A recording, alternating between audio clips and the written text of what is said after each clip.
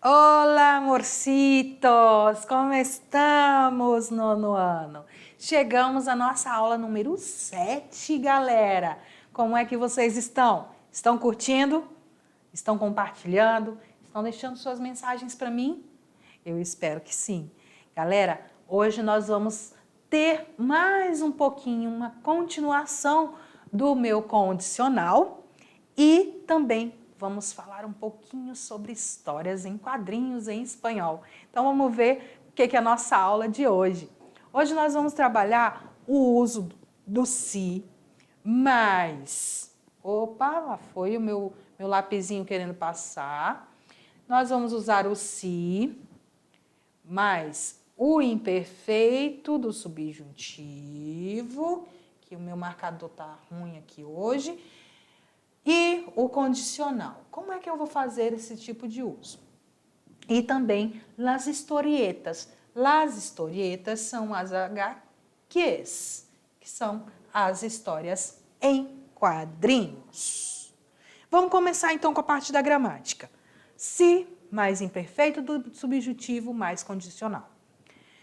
A primeira coisa que a gente precisa é saber que esse imperfeito do subjuntivo é o meu pretérito imperfeito do modo subjuntivo. Ele vai ser sempre formado a partir da terceira pessoa do plural do pretérito indefinido, acrescido das seguintes terminações. Então, eu vou pegar ali o verbo, vou tirar a raiz e vou acrescentar.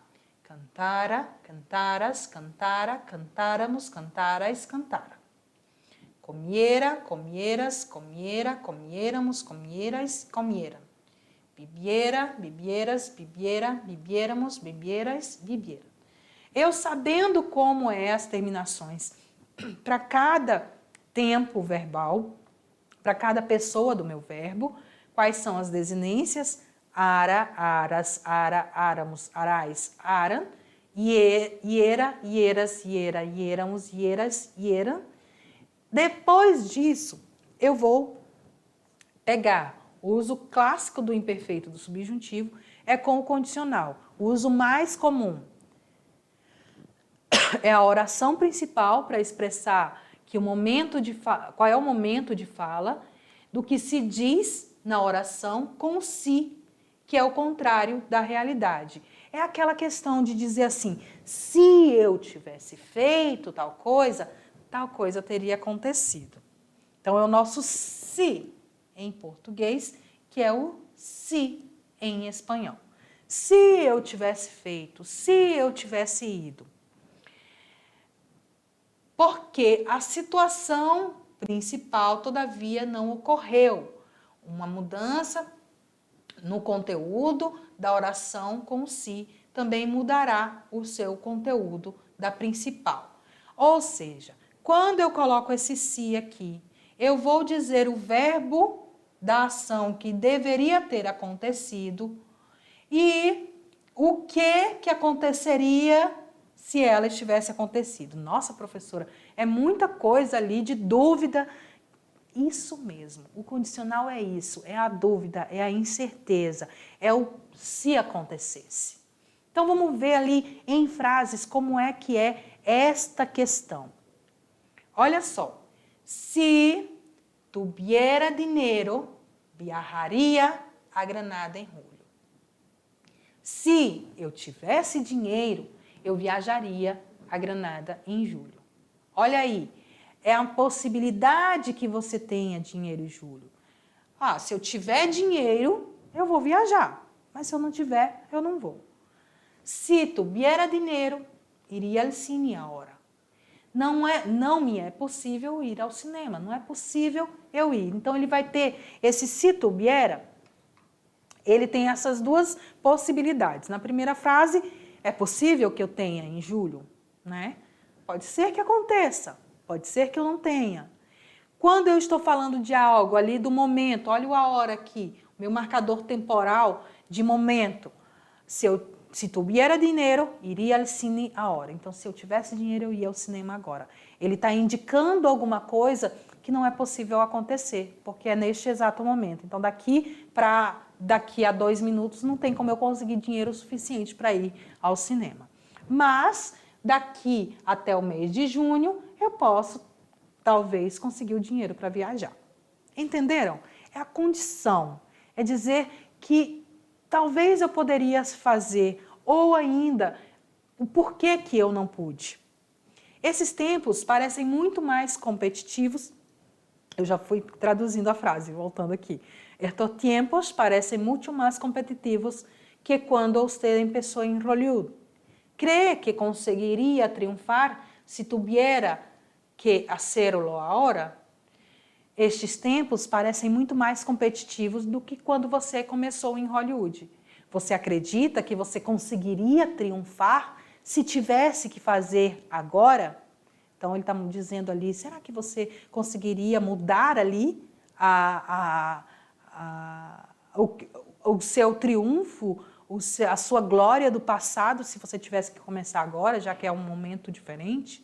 Então, ali eu posso utilizar essa frase sempre para me indicar esses tipos de ação. Mas também eu posso utilizar em situações que não é possível eu voltar ao passado, que definitivamente não vai se tornar realidade. É uma condição de algo que jamais, em hipótese alguma, vai voltar. Se tuviera 30 anos outra vez, seguiria estudando. Se eu tivesse 30 anos outra vez, eu continuaria estudando. Então você pode observar que a primeira coisa, você vai usar o se, você vai conjugar o verbo no infinitivo, no subjuntivo do verbo imperfeito, cantara, comiera, bebiera. E você vai ali, normalmente se usa ali o tuviera, o tener conjugado. E você vai acrescentar o condicional no verbo seguinte, para dizer o motivo pelo qual você não realizou aquela ação. Na aula número 6, nós vimos quais são as terminações do condicional. Nós vimos que a gente só precisa pegar o verbo em sua forma infinitiva, a sua forma raiz, a sua forma que vem dada para nós, e só acrescentar o ia, ias, ia, íamos, ias e ia. Certo? Listos? Então, tranquilos. Vamos agora para a nossa aula sobre histórias em quadrinhos. Vamos lá. O que são las historietas? Em espanhol, a gente não fala gibi, história em quadrinho, a gente fala historietas. As historietas ou comics são textos que pertencem ao gênero textual tirinha ou charge. São textos que contam diferentes histórias através de imagens ou ilustrações, aliada à linguagem verbal. Então, a história em quadrinho, las historietas, eles são a linguagem verbal e não verbal juntas, te passando uma informação. Essas narrações, elas podem ser publicadas regularmente, ou seja, diariamente ou semanalmente, ou em jornais, em revistas ou em páginas da internet. Então você pode encontrar essas histórias em quadrinhos em gibis, que são aquelas revistas, algumas que são semanais, algumas mensais. Em jornais, às vezes, vêm as tirinhas cômicas ou tirinhas críticas, para criticar alguma coisa, revistas e páginas da internet. Como é que constitui esse gênero? Ele se estabelece pela combinação de frases curtas, geralmente com efeito ambíguo, ou seja, um efeito duplo, com desenhos que ilustram e complementam o sentido da obra. Então, ele vai ser formado como a imagem e aquela conversa, aquele diálogo entre os personagens. A linguagem costuma ser coloquial, ou seja, uma linguagem do dia a dia. E os seus conteúdos são conteúdos atuais. Normalmente, as histórias em quadrinhos, ela sempre vai vir trazer algo do interesse do leitor. Se ela está voltada para a criança, ela vai vir trazer mensagens e histórias voltadas para a criança. Se ela está ligada com os adultos, ela vai trazer coisas da atualidade voltadas para o adulto. Ou ainda, se ela é ali para todo tipo de público, ela vem com uma linguagem coloquial para que todas as pessoas, desde o menorzinho para o mais velho, possam entender e compreender o conteúdo que está sendo abordado neste tipo de história. Predominantemente, essas publicações há uma crítica feita com humor, com relação a comportamentos, valores e sentimentos, normalmente vinculada a temas contemporâneos. As histórias em quadrinhos, principalmente as que são voltadas para os adultos, e as que vêm em jornais, em revistas, que são bem curtinhas e rapidinhas, elas vêm trazendo alguma crítica através da comicidade, através do humor. Para quê? Para poder criticar alguma coisa ligada ao governo, à religião, ao futebol, alguma coisa do cotidiano e do contemporâneo, do dia a dia, ligado de forma mais engraçada, né? Para trazer esse tema de uma forma mais leve. Eu trouxe para vocês alguns personagens e autores de histórias em quadrinhos produzidas em espanhol. Alguns deles têm as suas produções em língua portuguesa também. Alguns deles têm as suas traduções para o português e para o inglês. Nós temos aqui o Condorito. O Condorito, que é esse urubuzinho aqui, ó. O Condorito é um condor, ave do símbolo do Chile, ou seja, é uma tirinha chilena, em forma humana, que mora na cidade fictícia de Pelotilhue. Pelotilhue, é esse nome aí.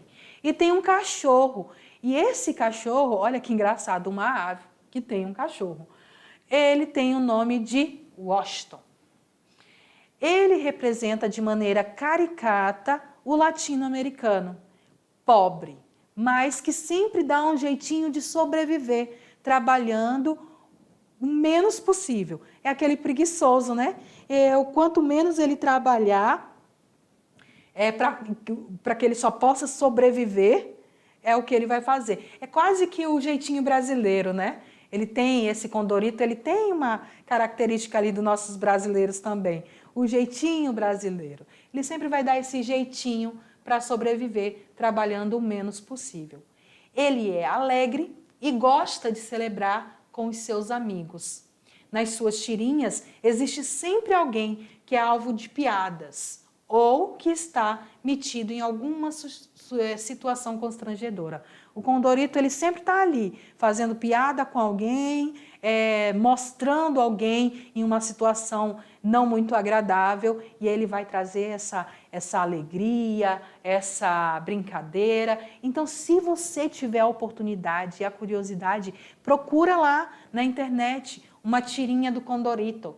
Procura uma tirinha, procura uma historinha do Condorito em espanhol, lê ela e depois conta para mim qual foi a sua experiência com essa leitura em espanhol. Nós temos o Gaturro. Gaturro eu sempre trago para vocês, né? O Gaturro é um gato bochechudo e amarelo, que vive na casa de um casal que tem 2 filhos, que o adotou quando ele era bem pequenininho. O Gaturro costuma ir à escola e adora andar pelos telhados dos vizinhos.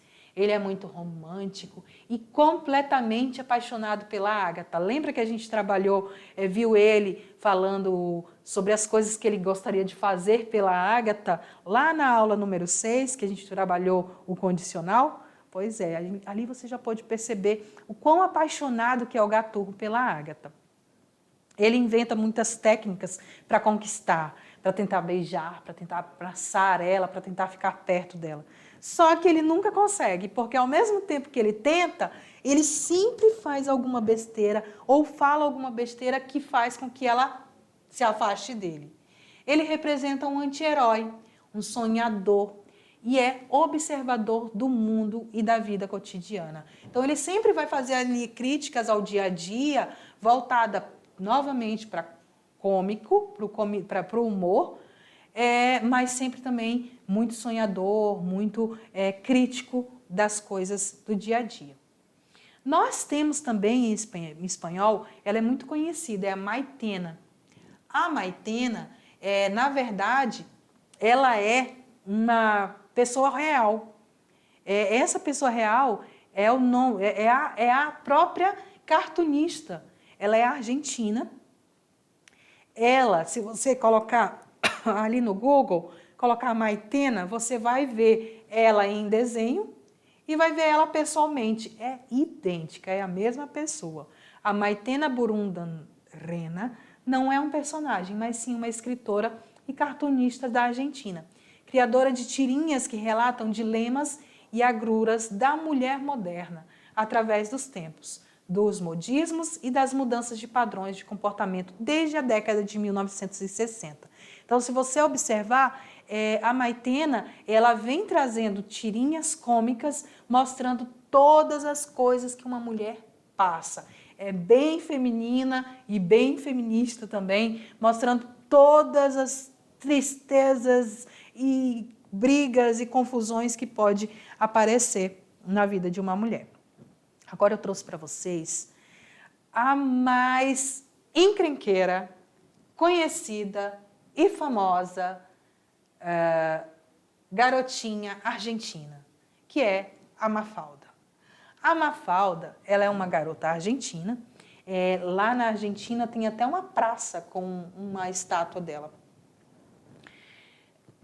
Ela foi criada por Quino. Esse autor criou várias tirinhas, mas a mais famosa e mais conhecida é a Mafalda.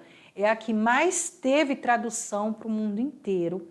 Então você pode encontrar muitas tirinhas da Mafalda e muitos textos da Mafalda em língua portuguesa também. Essa garotinha argentina é filha de uma típica família de classe média. Ela foi criada nos anos de 1960. As suas ideias e comentários refletem as preocupações sociais e políticas dessa época. Mas essas suas tirinhas continuam vivas e sarcásticas até hoje. É incrível que você pode observar que todos os temas abordados pela Mafalda da época de 1960, hoje em 2021, elas são super atuais. A Mafalda é preocupada e pessimista com relação à paz mundial e à ONU. Então, a maioria dos textos dela vai sempre tratar da paz mundial e alguma crítica à ONU. Ela é apaixonada pelos Beatles e pelo desenho do Pica-Pau. Ela odeia sopa, o calor e a violência. Sopa ela odeia e é uma coisa que a mãe dela insiste em fazer todos os dias para a janta. Quando crescer, ela quer ser tradutora da ONU. Ela quer trabalhar na ONU, é o sonho da Mafalda. A família da Mafalda é composta por um pai que entra em crise por conta da sua idade e vive fazendo as contas para o dinheiro chegar ao final do mês. Olha que coisa mais atual, né? Por uma mãe que é dona de casa, com os estudos incompletos, considerada medíocre pela Mafalda. A Mafalda acaba dizendo que a mãe dela, por não ter tido muito estudo, ela não entende as coisas e não faz as coisas. E por causa disso, elas sempre brigam. E ela também briga muito com a sua mãe por causa da sopa, porque a mãe insiste em fazer sopa, que é algo que a Mafalda não gosta. Ela tem um irmãozinho que se chama Guile, que é um garotinho muito esperto e que começa a perceber o mundo da atualidade. Os seus maiores e melhores amigos são o Felipe, o Manolito, a Susanita, o Miguelito, Libertar e Burocrácia. Libertar e Burocrácia são as tartarugas da Mafalda, que a Mafalda e o Guile ganharam do pai e da mãe. E por isso que eles têm esse nome, porque a Mafalda julga que a liberdade e a burocracia são algo lento. Então, já que eles são uma tartaruga e são lentos, eles são ali, receberam esse nome. Na Argentina, como eu falei para vocês, tem uma praça dedicada totalmente para a Mafalda. Tem até uma estátua sentada da Mafalda que muitas pessoas virou um ponto turístico. Muitas pessoas vão lá e tiram foto com ela. Ela é muito famosa em todo o mundo. Então, meus amores, um beijo para vocês, nós nos vemos na próxima aula e dá uma olhadinha nessas tirinhas que eu trouxe para vocês. Um abraço e hasta pronto!